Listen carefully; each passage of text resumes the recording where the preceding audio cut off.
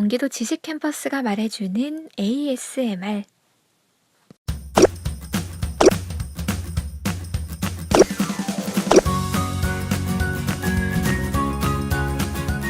ASMR이란 시각, 청각, 촉각, 후각 혹은 인지적 자극의 반응에 나타나는 심리적 안정감이나 쾌감 등의 감각적 경험을 말합니다.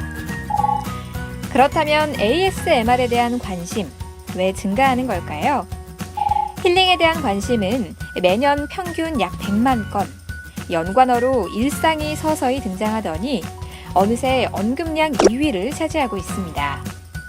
그런데 2017년 힐링의 연관어로 영상이 새롭게 등장했습니다. 종합해보면 일상 속 영상이 힐링의 트렌드로 떠오르고 있는 것이죠. 특히 청각적 자극을 중심으로 한 ASMR이 불면증 치료에 도움이 된다며 유행하고 있는데요. 2010년 무렵부터 미국과 호주 등지에서 인기를 끌었고 국내 역시 팟캐스트, 유튜브 등 온라인 매체를 통해 확산되고 있습니다. 이러한 ASMR, 왜 찾는 걸까요?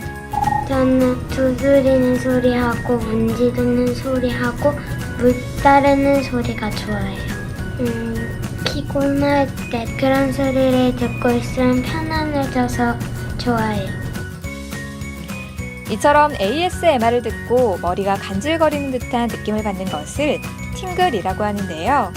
심리적인 안정감을 준다고 알려져 있죠. 사실 ASMR은 수십 년 전부터 미국 대체의학 사이트를 중심으로 소개되어 온 음향 심리치료의 한 방법이기도 합니다. 하지만 ASMR의 인기와 함께 부작용에 대한 우려의 목소리도 나오고 있습니다. 최근 사회가 너무 경쟁도 심하고 그 다음에 불안도 많이 조성이 되고 그 다음에 감정적으로 안정이 안 되는 우리가 사회에 살고 있기 때문에 어떤 심리적인 안정과 그 다음에 수면도 더 깊게 자고 빨리 자기 위해서 어떤 대체적인 걸 찾다 보니까 ASMR을 찾게 되지 않았나 생각이 들고요.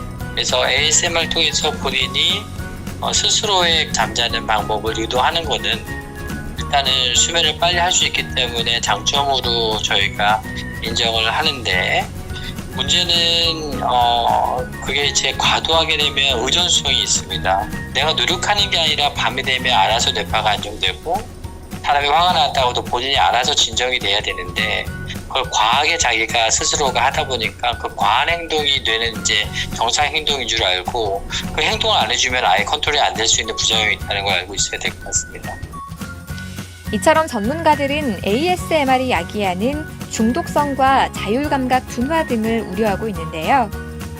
ASMR을 처음 접하면 트리거라는 자극으로 인해 매일 듣는 경우가 생기는데, 이렇게 강력한 자극을 오래 경험하면 감각이 둔해져 더 강한 자극을 원하게 되는 악순환에 빠질 수 있다는 겁니다.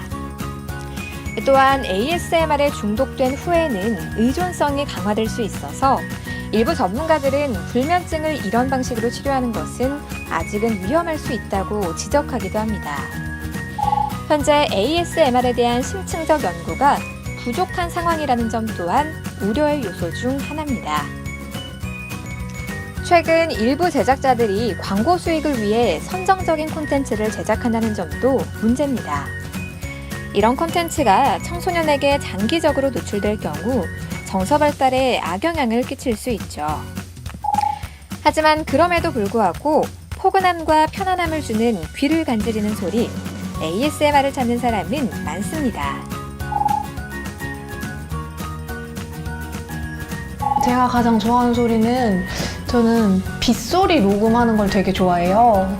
그래서 비 많이 올 때마다 밖에 나가서 빗소리 항상 녹음해오고, 또 그리고 빗소리도 빗소리마다 다 소리가 다르더라고요. 그냥 땅에 내리는 소리랑 우산에 떨어지는 소리가 너무 달라서 전 녹음하면서도 깜짝 놀랐는데, 되게 그런 각기 다른 소리를 내고 있다는 게 되게 매력적인 것 같아요.